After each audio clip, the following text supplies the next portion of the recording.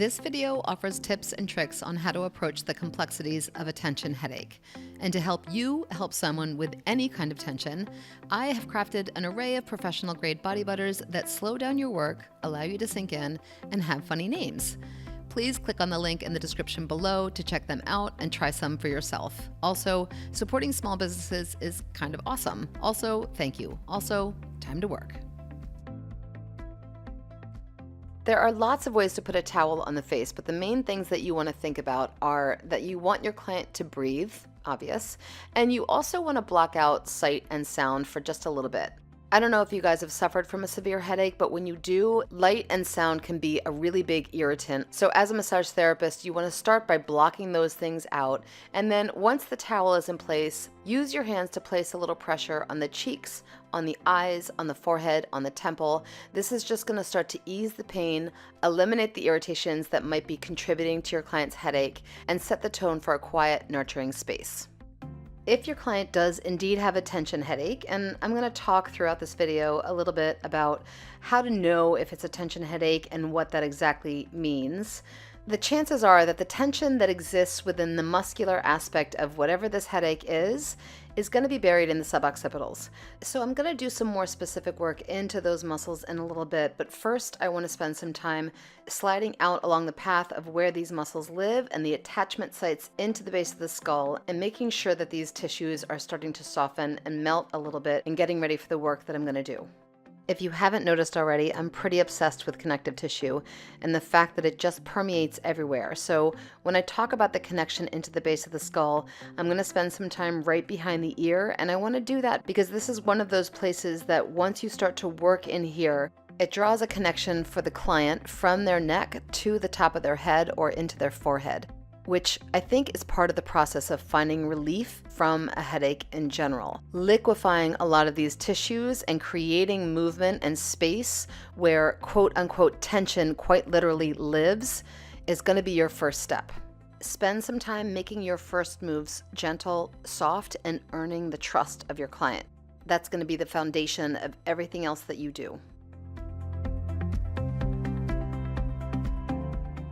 I'm turning my client's head to the left so you can see a little more clearly what I'm doing with my fingers, and I very purposefully alternate which fingers I'm using, not only to be conscious about my own mechanics, but also just to apply pressure in different areas and coming in at different angles into the suboccipitals.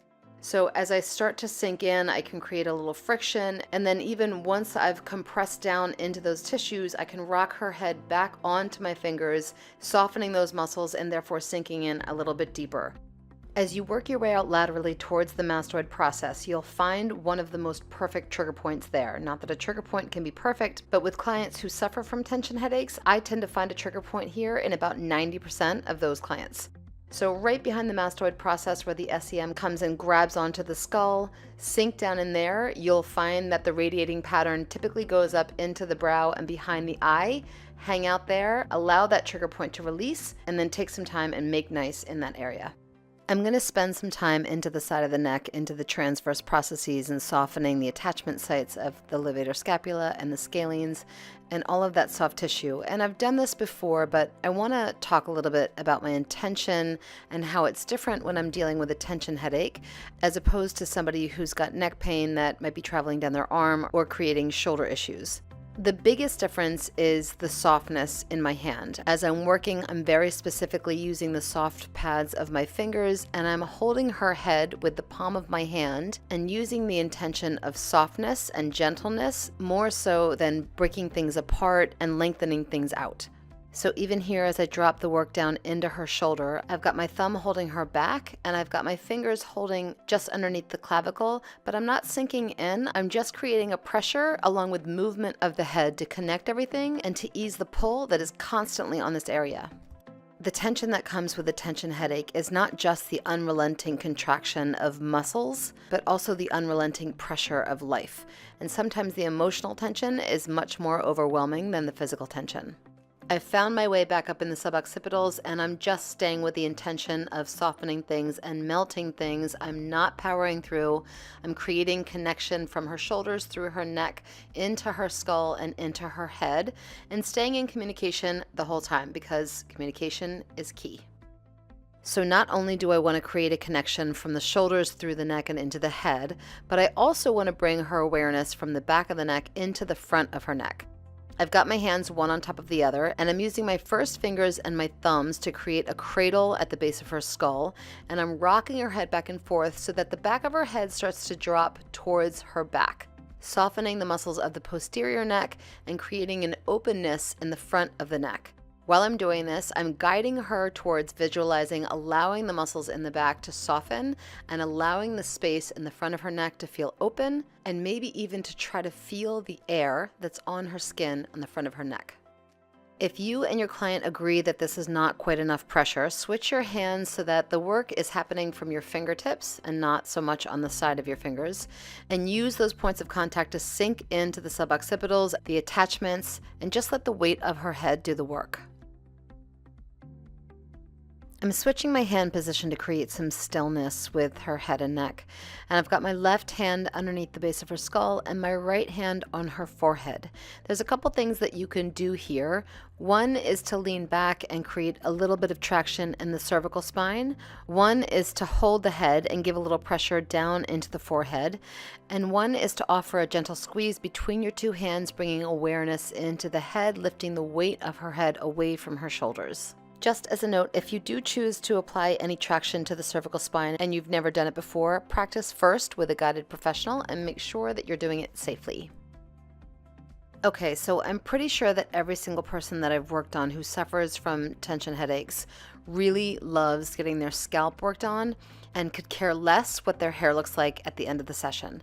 So make sure that you ask first before you start diving into somebody's hair, but know this, there's not a lot of technicality around how you do this, but what you need to know and what's great to explain to your clients is that the root of a hair is embedded into the dermis, and the dermis is then connected to the connective tissue that is anchored into the suboccipitals, the occipitofrontalis, and all the muscles of the face.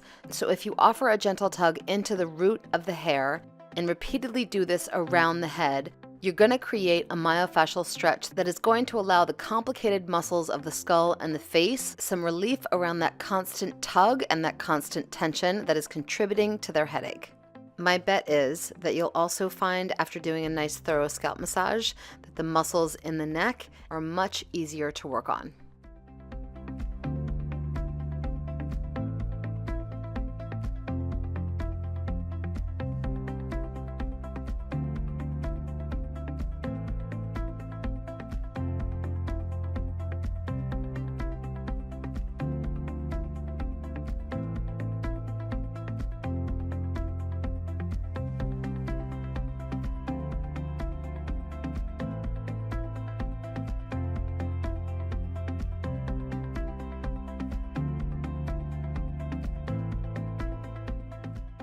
I'm transitioning with a cross-sectional stretch of the neck, so I'm holding the back of the neck and using my other hand to push down onto the front of the shoulder, mainly because I'm about to start working into the scalenes and the SCM, which are not so posterior, as you know. And I think it's really important to always be bringing their focus back to the global perspective of what's going on. It's really easy to find specific pain and focus there, but I've found that doing these kinds of stretches and bringing antagonist muscles into play is a good way to ground their perspective. The work I'm about to do into the scalenes is going to be really gentle, more so than usual. I know that the scalenes have a lot of controversy around them, and working into the scalenes is just about as easy as talking to a teenager in the midst of their first breakup. I mean, seriously, it's like these tiny little muscles that aren't even adult muscles yet are just clinging on to every single other tissue around them, and you can't get in there and reason with them, but you also can't ignore them. So instead of diving in there and breaking up the drama, I'm using the flat pads of my fingertips to gently guide the fascia down towards the clavicle and down towards the first rib so that all the work that I've just done in the suboccipitals and the base of the skull starts to loosen and create a little more space in the neck itself. Once I'm down into the clavicle, I'm going to hook my fingers around the inferior aspect and just loosen up all the connective tissue that winds around the clavicle itself and then starts to go down into the ribs. The scalenes play a big role in breath, ironically, so I want to make sure that I address not just the scalenes, but all of the tissues that go into lifting the ribs up for breathing. Once I've done that, I want to start to soften the scalenes a little bit, keeping with the flat pads of my fingers and rolling her neck onto my hands so that as they soften, I'm pushing in, but very gently and staying with the theme of keeping the drama at bay.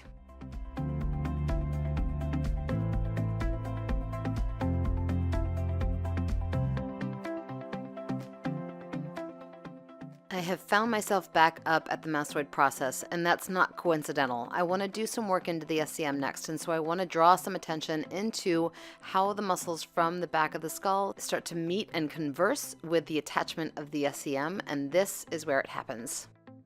I'm just doing some light friction here and loosening the attachment of the SCM so that I can work on it without it feeling so taut. But if you want to, while you're here, you can ask your client to open and close their jaw, and you'll feel the movement that happens right behind the masseroid process in this spot. It's pretty powerful. So spend some time here before you dive into the SCM. So the first time anybody had worked on my SCM, it felt like somebody had taken the bowling ball that was on top of my spine and replaced it with a balloon. I could not believe how much bound tissue had been stealthily hiding away in the front of my neck. And chances are the same is true for your client. This is a really vulnerable area, so take some of that trust that you've earned and start your work. I want to soften this muscle before I dive in, and the action of the SCM is to turn the head to the opposite side. So if the right SCM was contracting, the head would turn to the left. And obviously I've got her head turned to the right, but I've also got her masseroid process tilted towards her shoulder, and that's going to soften this muscle as much as you need it to without really exposing her throat. Once you've got her in this position, you can start to do some gentle compressions, and you'll find trigger points pretty fast. You don't need to dig deep. Hang out there. They're going to radiate up behind the eye most likely. Give it some stillness, let your client breathe, and allow it to release. Gently pull your client's chin in the opposite direction and hook in underneath the clavicle to create a nice post-trigger point therapy stretch. And then once you've done that, you can start to loosen up the origin of the SCM that anchors down into the clavicle and the sternum. And then of course all the muscles beyond that, including the pec major and the subclavius. And let me just talk about the subclavius for a hot second. So this tiny little muscle is responsible for depressing the clavicle and pulling it anteriorly. So you're going to find a lot of tension and trigger points in this tiny little muscle for people who have forward head posture, rounded shoulders, TMJ, and guess what? Tension headaches. So take a moment and work thoroughly right underneath the clavicle and start to open up the subclavius. You'll find that the shoulders will relax back a little bit, the clavicle will fall up towards the head a little bit, and all of that movement that you've just created in the SCM will start to have somewhere to go. You just saw me work on the subclavius bilaterally, but obviously you can do it one side at a time. So for the right subclavius, I've got my left hand under her head and neck, and I'm staying with the theme of connecting the scalenes down into the subclavius around the shoulder and wrapping everything back up through the head and the neck. Those damn teenagers can rebel all they want, but they are still a part of this family. You know this move, you've seen me do it, you know I love it. I'm about to pull the arm across my client's body. And what I love about this move so much is that you can cater it to pretty much anything that's going on with the shoulders, the neck, and the head. So here I am, I'm going to demonstrate what you can do for a tension headache from this position.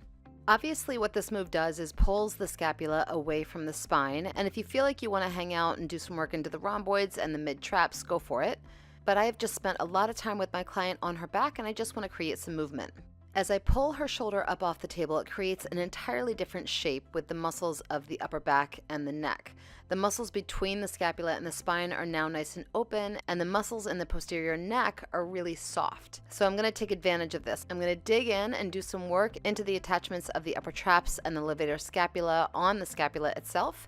And then as I slide up into the neck, all of those muscles are nice and soft, and I'm just going to use my palm and press down into the skull, down towards the table. The pressure into the temple can feel relieving to headache pain, and coupled with a twist through the neck and into the shoulder as I pull the shoulder up away from the table, you're creating length in a spiral stretch down the spine all the way through and bringing that energy down away from your client's head. Definitely make this work your own. If you feel like your client's tension headache is stemming from postural issues, spend some time with the way that the humerus sits in the shoulder girdle, with the way that the ribs articulate with the spine, and don't be afraid to dive into new work and get good feedback from your client. That's the best way you can learn.